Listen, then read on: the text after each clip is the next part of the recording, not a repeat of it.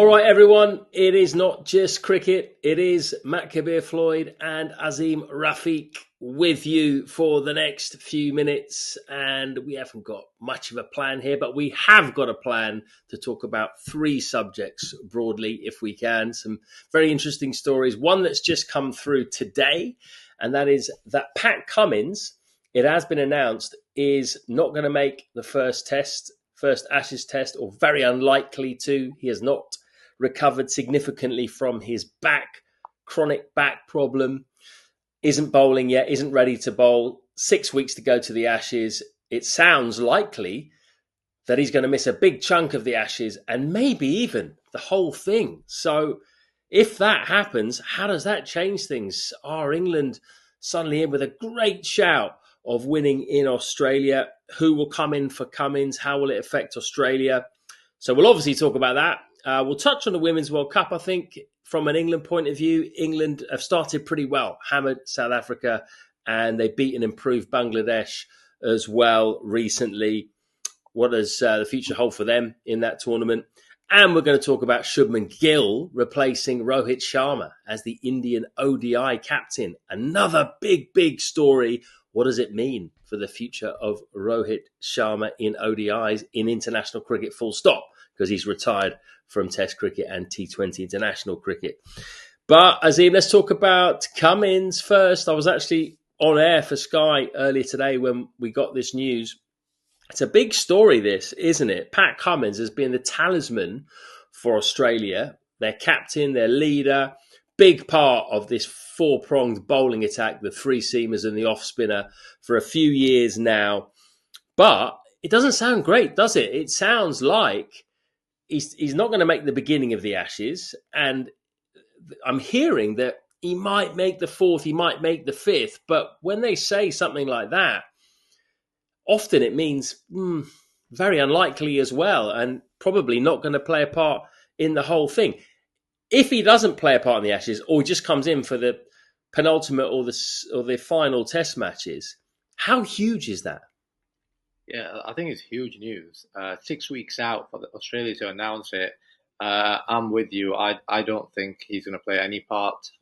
It's clearly, listen, obviously, I'm sure they'll put all the resources in to try and get that back injury in a place where he can take his place. But yeah, I think it's starting to give England the best chance that they've had going into an away Ashes series for as long as I can, since, Alice Cook and Andrew South all them years ago. So I think it's huge in one perspective.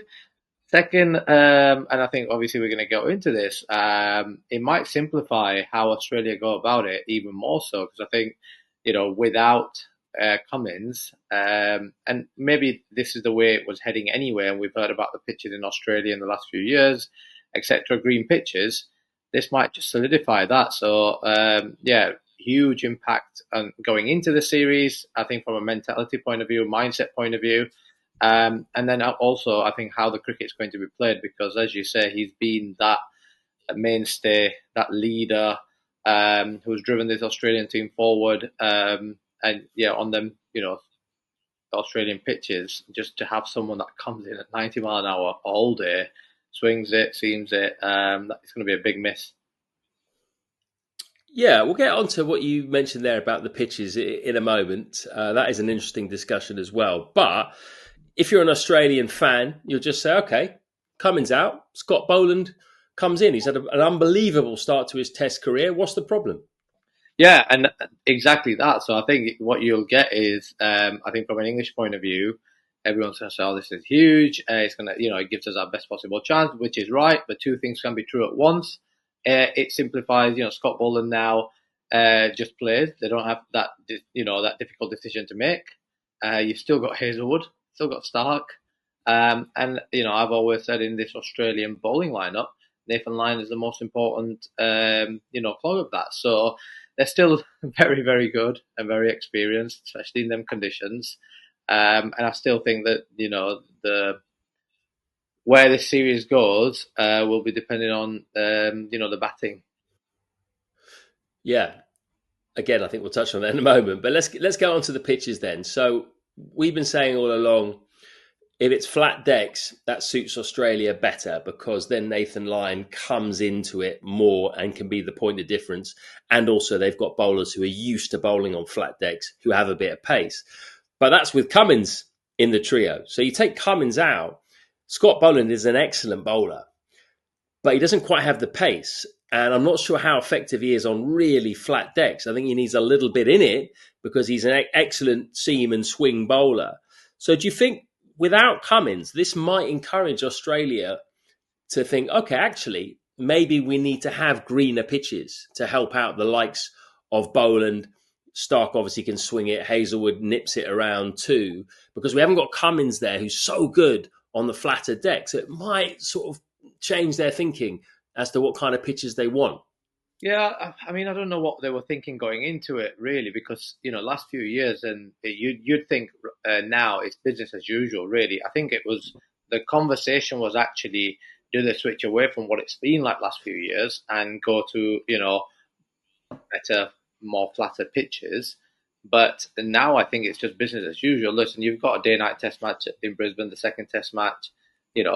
Do whatever you want really to the pitches. The reality is the pink ball's going to do a lot. Scott Boland, his record in Australia is just absolutely brilliant. Mitchell Stark, it doesn't really matter again in terms of the pitches. And Josh Hazelwood is just so good. So I think it just simplifies it, if anything, for Australia. And they don't have that thing in the back of the head. Shall we go a little bit flatter, and take the England bowlers completely out of it? Now they're just going to be what it's been like last few years, business as usual. And also, from an Australian point of view, the fact that they've announced it so early, it gives them all enough time to go through this shock period of, what's going to happen, and then sort of, come together and listen, it's sport. Injuries happen. You just got to get on with it. And, I expect them to have that type of mindset. It means probably that Steve Smith as well will have to lead the side out and be the captain. Now, if this was in England, I think this would be a big factor because he would get barracked by everyone in the stadium. I don't think Australians are going to do that, of course, against one of their own. I think he's been accepted again now. He's back in the fold, and I don't think it will be an issue. But do you think that they will miss Cummins' leadership? Because he has been a good captain, hasn't he, really? And because he's kind of led from the front too. Do you think it is a factor with Smith having to captain now, with all that has gone on in his past and hanging over him? Well, if anything, I think this drives him. Steve Smith gets an opportunity to lead. I think it'll get a little bit between his teeth, and I think we might see, from a batting point of view, him would really, really lead from the front. I think they will miss Pat Cummins because he was a completely different type of leader. Not in the Australian mould, to say. Really, I think he made the Australian team likeable. It's just whether they have a bit more of a, edge about them without him in some aspects.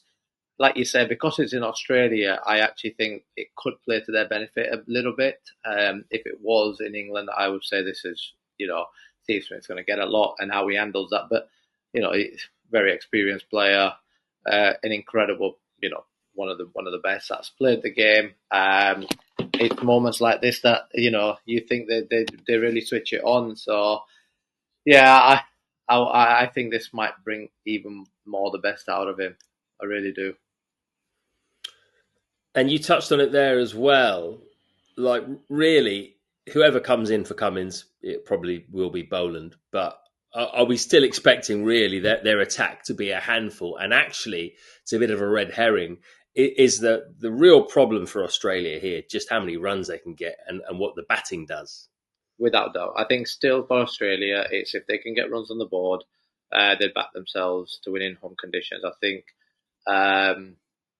like I said, I think Australia is still the favourites. They've been very, very successful. At home, it's very difficult to beat them, and it is their batting. Their batting is a real worry. Getting runs on the board is going to be the challenge for them. So I don't think I actually feel like after they get over the initial shock, I really do think that it actually simplifies it for them even more. Yes, if they have one more injury, then it starts to become, then it starts to, because start can be erratic, so then it potentially, Hazelwood, if Hazelwood gets injured, then I'd be like, wow, now they're in a bit of trouble. But at this stage, I think they're all right, and it's their batting that's going to be the challenge for them. But I think from an England point of view, these are the sort of things you've just got. In a way, I want them to really grasp this and not give it the old, oh, we're just gonna play the game. We've just got to get more runs. We've just got to do our stuff, not think about them too much. All that stuff is for cameras and stuff. Anyway, this is really important. I mean, if I was around it, I'd be like, right, guys, you know, let's see how it's building, and that this will build pressure on them, and we can really start to, put them under pressure even before we've sort of got going. This is significant, and even if it's not the players, well, it doesn't have to be the players or the coaching staff. I think the England setup could use some of their commentators to start putting a little bit of pressure on Australia and play their mind games. And what it does is it means that Australia can't rotate the fast bowlers as much as they would have liked, because had Cummins been fit, then they could have done that, because those three seamers, Boland, Stark and Hazelwood, are not going to play all 5 test matches. So we're gonna see what their depth is like off the back of it as well. Yeah. Let's move on to the Women's World Cup. I want to just touch on that. We will speak more about the Women's World Cup as it goes on and we get more stories for sure. But I just want to mention England, because I wasn't expecting a whole load from England in this World Cup, to be honest. First one for Nat Sciver-Brunt as captain, Charlotte Edwards as well as the head coach. Haven't been playing that well. They lost to India over here in the build-up to it. So I wasn't expecting a whole load, but they hammered a pretty good South Africa side in the first game. Absolutely destroyed them. And then they got over the line against Bangladesh in a scrappy game, but Bangladesh actually much improved. They beat Pakistan in their first match, and I've been really impressed with their progression. Are they just building something here, England, in this World Cup? Listen, they've started really well. That win against South Africa. The spinners, have started really well. Lindsay Smith, Sophie Eccleston, Alice Capsey, Charlie Dean. So, they've, from a bowling point of view, it looks like they have they're informed. They've started well, but it's only 2 games in. I think the difficult thing after the last few sort of ICC tournaments, even the fact that getting to knockouts and stuff and putting themselves in a better, an opportunity to win, I think it's progress, definitely. But it's only 2 games in, and the conditions as they get more and more, I think they're going to get harder for batting. And it's just how they, play the spin and the slow turning ball as the pressure situations come a little bit later. And I know that, they've got some of the bigger games a little bit later on in the tournaments. But look, you can only do what's put in front of you. And 2 out of 2, 4 points. Very good start. Yeah, and also I'll chuck into that in the warm-ups. I mean, you can't always read that much into the warm-ups, but they beat Australia and India in the warm-up matches, which is very, very important, because really it's those 3 sides you would say who could win it. Heather Knight back as well. They missed her toughness. She got them over the line against Bangladesh. She's great in those situations when they've lost some early wickets. So what is it then that could hold them back from going all the way here, do you think? Knockout games, to be honest. I think they have the personnel. They have the balance of the bowling to really put any opposition under pressure, to be honest. I think they have the variety of spin. It's going to be the batting under pressure in the bigger games. Warm up games are good and helpful. They're not, they're never a hindrance. But ultimately, tournaments are going to be one at the back end of the tournament, and Australia, India, even South Africa. I know that was a big defeat against England, but they've got back on the horse. Bangladesh looked decent, so I think that it's one. Hopefully, they're not peaking too early, but it's just holding that nerve in the knockout games or closer to the knockout games, and how they go into the. And this is me assuming they're going to carry on the form and get, in the knockouts. It's them back end games. What's the momentum like? But it's going to be that batting under pressure on the spinning decks and tough pitches. Yeah, early signs are good. Early signs are definitely good, and we will learn more about them from those two games in the group phase against Australia and India. And if they perform well in those, then I think we can all get a bit more excited for sure leading into the semis, hopefully, if they get there. Right, let's talk about Shubman Gill replacing Rohit Sharma as the ODI captain of India. Another big story in the last few days. Gill, of course, already the Test captain. Surya Kumar Yadav is the T20 international captain. Do you think, first of all, this is a good decision in light of the fact that the next 50 over World Cup is 2027? So it gives Gill, as the new captain, quite a long run to establish himself, figure out what their structure of the team is going to be building up to that World Cup. I'm actually not sure because I think what it now does is that you've got Rohit and Virat who, especially Rohit now after, from what I'm sort of seeing and reading and hearing, is not very particularly pleased about the decision. So you're going to have these two stalwarts in the team now. I think from Gill's point of view, it'll be fine because he clearly is likable and gets on with everyone really, with the seniors and the juniors and stuff. So it's not the Gill part, but it's how it's going to impact Rohit, and whether that means that we're not going to see him in the 27 World Cup. I'm not sure if it's the right decision if Rohit wanted to continue, which by all sound, what we're hearing, he did want to continue. They clearly think that they can move on from him. That's where they've been. I think this is a really brave decision, though, isn't it? Because, and I think Ajay Agarkar and the selection decision have already made some really brave decisions, basically ending the Test careers of Rohit and Virat. And that worked out really well, didn't it, in England? India should have won that series. It enabled the likes of Gill, Pant really to come to the fore and be the leaders in that group, KL Rahul as well. Is this not another example of them, not really sort of bowing to what the fans want or what these legends want and just deciding what we think is best for the Indian team going forward? Yeah, look, I'm sure it's what they think is best for the Indian team forward. Whether it's the best or not, we'll only, we'll decide by the outcome and the results, really. I just feel like it might be one step too far. Rohit and how he handles this will decide that as well. Could it be a bit disruptive? Yeah, potentially. We saw it with Mumbai Indians and, Hardik coming in and how disruptive that became for Mumbai Indians. And if it means that Rohit actually retires and we've seen the end of him, that again brings a lot of pressure. And I don't know why this is, by the way, Matt, and you might be able to, because of you worked in India and done some stuff with a broadcaster. Shubman Gill gets a lot of criticism on Indian cricket Twitter. And generally, I just feel like, firstly, I remember a couple of years ago, people were calling for him to be dropped, and I could not believe it because he's just unbelievable. Like, he's a once in generation player. Look, mate, you know what Twitter's like, right? You know what Twitter's like, and obviously in India, everyone's got an opinion on cricket. KL Rahul gets a load of abuse and criticism on Twitter, but then he seems to come back and invariably keeps his place in the side.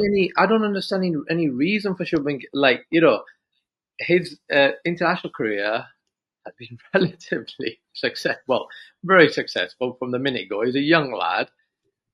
He doesn't really get involved in any controversies or, everything about the way he carries himself. So I just find that sort of thing that he gets a little bit weird. I just think going to why I'm saying that is this is going to add a lot.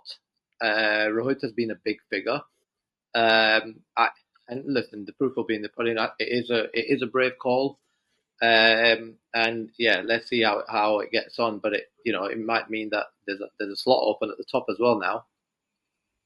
I think probably it's as ever with Twitter X. It's a vocal minority who shout the loudest, and then that sort of it's very easy to sort of see that as the world view, but I don't think it is. I think Gill, since the England tour, is now almost universally loved in India. Everyone recognises him as the next superstar. I think there is still, though, a hardcore that want Rohit and Virat to keep going for as long as possible, and I totally get that. I'm amongst them in some ways. I want those guys to keep on going for as long as possible. So anyone who kind of disrupts that gets criticised because they don't want those guys to lose their place. But what I will say is I'm now looking at it. Now they've made this decision, and I'm looking at the options available in ODIs there's a lot in of terms of the top order. There's a lot of options. There are, but if you look at it, you've got Shubman Gill, who can open or bat number 3 or bat number 4 in ODIs, but I think maybe opening's the best spot for him, 50 over cricket. Yeah. Shubman Gill, Yashasvi Jaiswal, that could be your opening pair. You've got Virat if he's still in there. You've got Sai Sudarshan at number 3, who I think is an excellent player and a very good 50 over player as well. So for me, I'm looking at sort of that's your top 3. Gill, Jaiswal, Sudarshan, and then Virat hopefully slips in at number 4, or you can go Virat 3 and Sudarshan 4, however you want to do it. But I think you've got to if Rohit stops, and Abhishek Sharma's got to take that place, because one of the things Rohit has done with this white ball team, and obviously a lot of people enjoyed India not winning for a period, and so they could slam the IPL, etc. But I think Rohit taking over the captaincy, but also changing I think they became a more attacking side. He took more risks up top.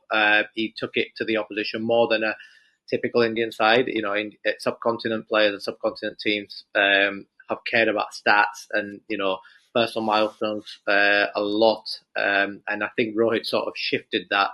So I think the impetus bit that Abhishek Sharma would bring, that's who I would replace. Replace Rohit if Rohit was to step down, because I think that real impetus, and then you've got a battery of anyone in India that can literally bat from 3 onwards. So, do you think Rohit Sharma will retire from ODIs before the 27 World Cup?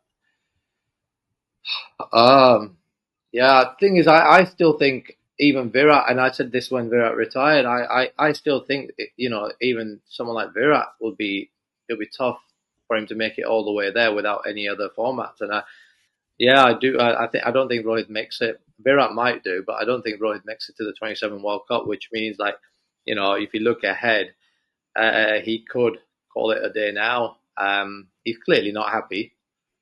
It's just whether he wants to whether he's still got that sort of grit in him, because watching him train over the last sort of few weeks, it was he was getting himself fit and stuff and getting really shaped up and ready to go, and I think this will have hit him really hard.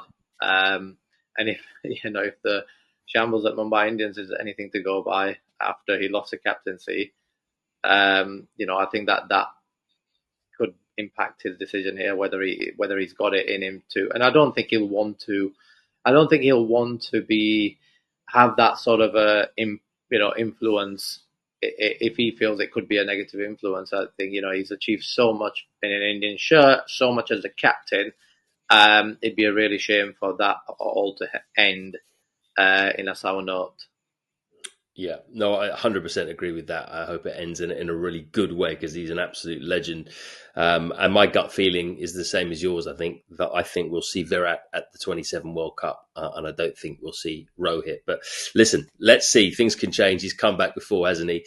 And I've got to say, I do think that this Indian selection panel under Agarkar, they're not afraid to make the big calls and put Gambhir in there as well, and I think that's commendable. I really do, and I think it worked in Test cricket. Let's see if it works in ODI cricket. Mate, good chat as ever. Thank you very much. always enjoy your company, and always enjoy you guys and any comments you've got as to what you want us to talk about or what you want to hear next. We really appreciate all of your support. We really, really do. We will be back next week as ever. Watch this space. We'll see you then.